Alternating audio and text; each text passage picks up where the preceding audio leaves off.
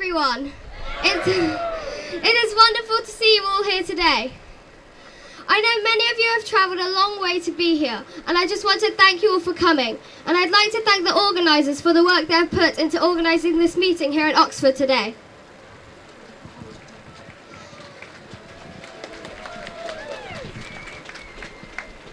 I could stand here and say more or less what other people are going to say about the effect of these 15-minute neighbourhoods, soon to become digital ID facial recognition zones.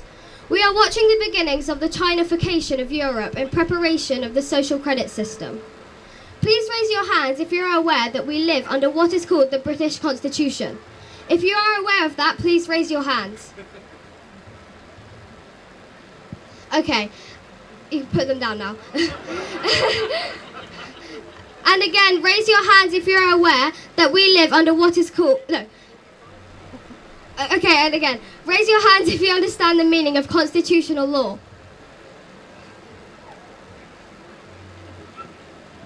I'm going to be a lawyer when I grow up, so I need to know all this stuff. As I understand it, under constitutional law, it is we, that is you and me, the ordinary folk, the corner shop owner, the truck driver, the nurse, the doctor. It is we, the common people, who wield the power and authority. Is that not true? Am I wrong? No, I am not. Okay, so the officials in City Council have to do what we the people want. We the people are not slaves to these officials, and they are not our masters. Is that correct, or am I wrong? The MP, Andrew Bridgen, last month said that the politicians work for us, not the other way round. He said that as he was kicked out of government by the corrupt politicians who have hijacked our government buildings. I have no doubt that more than 50% of these politicians are secretly in favour of the World Economic Forum and their plans to enslave us in their digital nightmare. Starting with their digital ID system, which will give them total control over your bank accounts and whether or not you can access your money. But if you dare try to stand up for your fundamental rights and freedoms, you will be punished. I have no doubt about that either. And the Oxford City officials are building this prison for themselves. How dumb is that?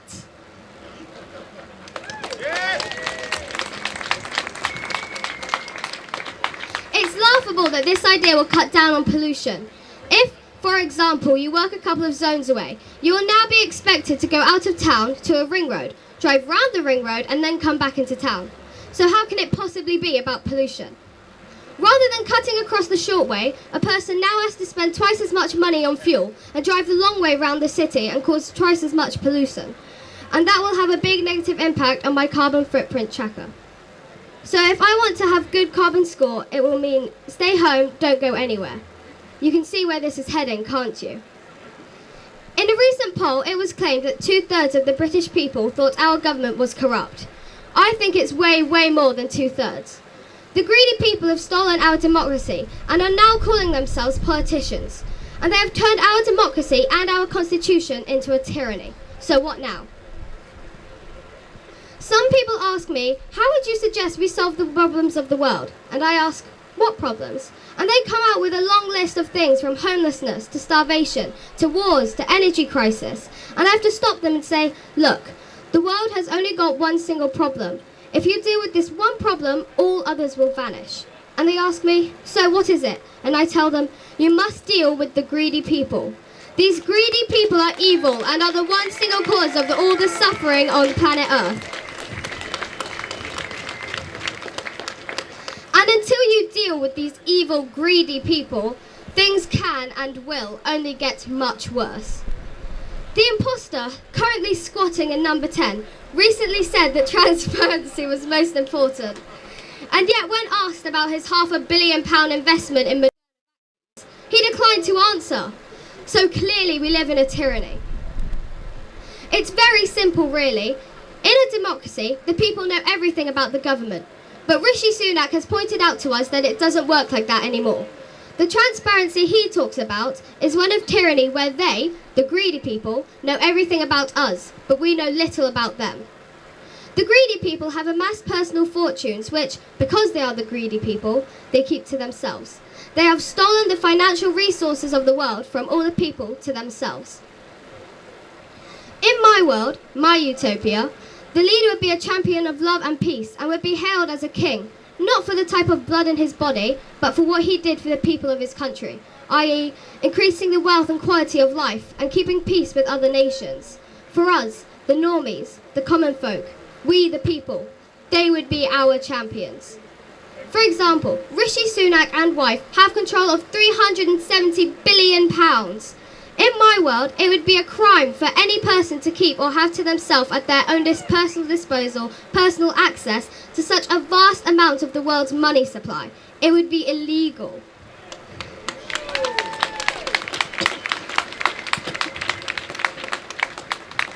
In my world, there would be no such thing as a billionaire.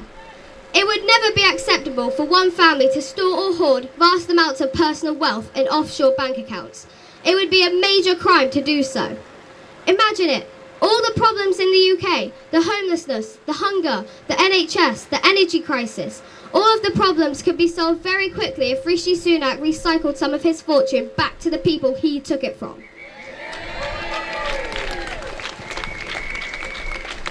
So you tell me, who does he care for?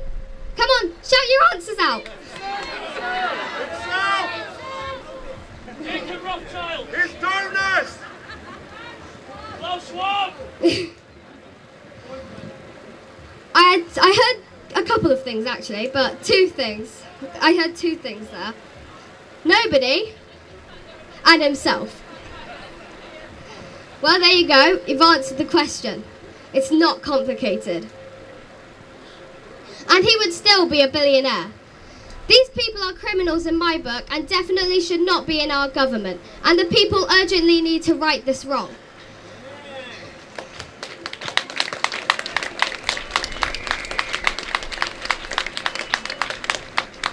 My advice to the British people is, do not trust this person to tell you the truth. He is a greedy person and only has his own selfish interests at heart. His pals at the World Economic Forum are quite openly calling us, we, the people, useless eaters and a waste of resources, adding, they do not need the vast majority of us. They don't need us. Well, quite honestly, I think the whole of humanity would be much happier and much better off without them crazy lunatics.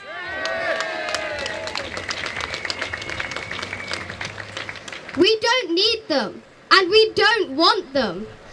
As long as Klaus Schwab is free, no one is safe.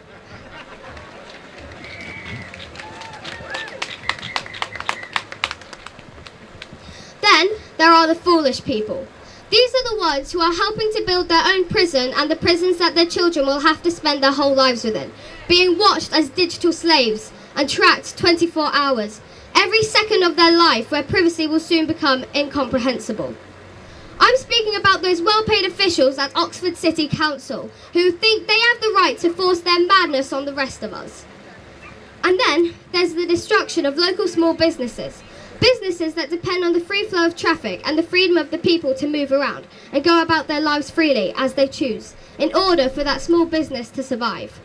I could talk about the ignorance of these investors in the creation of these prison systems. Large corporations such as Lloyd's Bank and organisations who are acting in shameful and ungodly ways through ignorance and through corruption. Organisations such as the Church of England, who I am sure would have no part in this if they knew where it was all leading.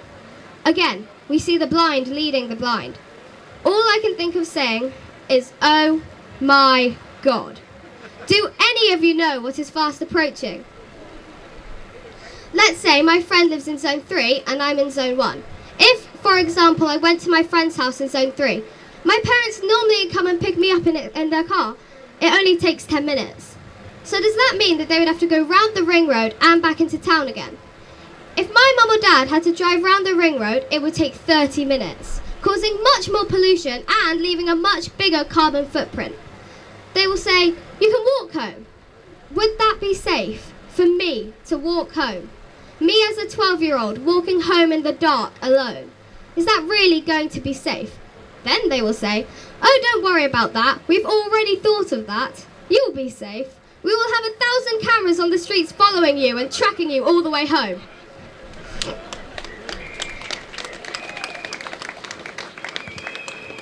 Oh, and just remember, it's for your safety. What Are you serious? Do you really think I want to be watched every second of the day? Are you serious? Thousands of cameras tracking my every move until I get home. At this point, I have to ask, is my safety that important to me that I want to be followed by cameras all the way home? Or do I prefer to have freedom than privacy? And also, for your information, I still wouldn't feel safe. No amount of cameras is going to stop someone who wants to attack me. I want to be safe, but not to the extent that I am prepared to give up my freedom and my privacy to have it. Anyone who gives up their freedom for safety deserves neither.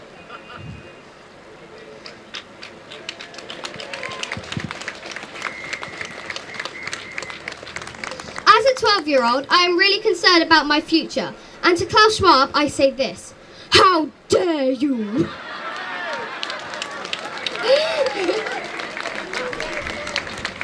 How dare you steal my childhood and my future, and the future of all children by enslaving us in your crazy digital surveillance prison. We all know where this is leading, and by the way, Klaus, just for your information, I still think you're a complete nutcase. How dare you? Who do you think you are? To me, you are no different from a villain in a James Bond movie, attempting to hold the world hostage in your crazy transhumanist dystopia. And for what? To make more money? More profit? Is there truly any amount of wealth that will satisfy your greed? So people, listen. Make no mistake, these are the first steps of a dystopian reality called 15-minute neighborhoods. From a small seed, a huge tree can grow. Do you know yesterday the temperature was 7 degrees, but today it is 12 degrees? The greedy people are claiming that the zones are to do with climate change. Over the last few decades, the greedy people have managed to convince the people of the world that if the temperature goes up by 1 single degree, 1 degree, that all life will become extinct. How dumb have you got to be to believe that?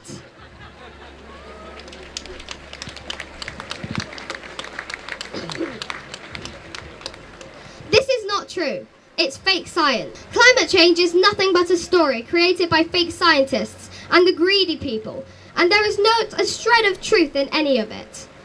Recycling our waste is a good idea to save our resources and materials and to cut down on waste, but it has absolutely nothing to do with saving the planet.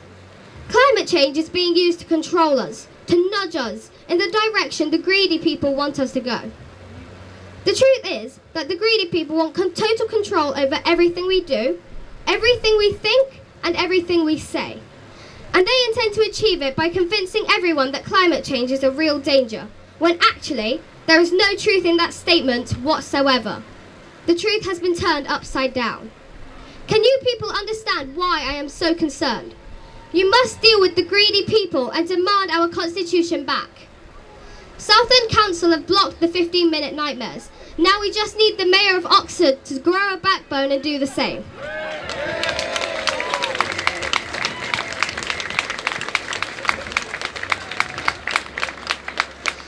In the meantime, I would advise the residents of Oxford demand an independent investigation into how the city officials got the figures, claiming that most people were in favour of these infringements on your rights to travel freely. You must demand an investigation. That will stop their plans in plan in its tracks whilst an investigation is carried out.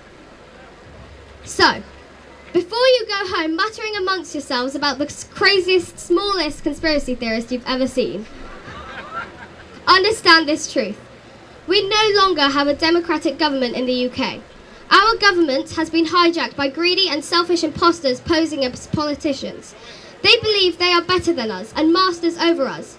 And until this problem is effectively dealt with, the tyranny will continue. Thank you.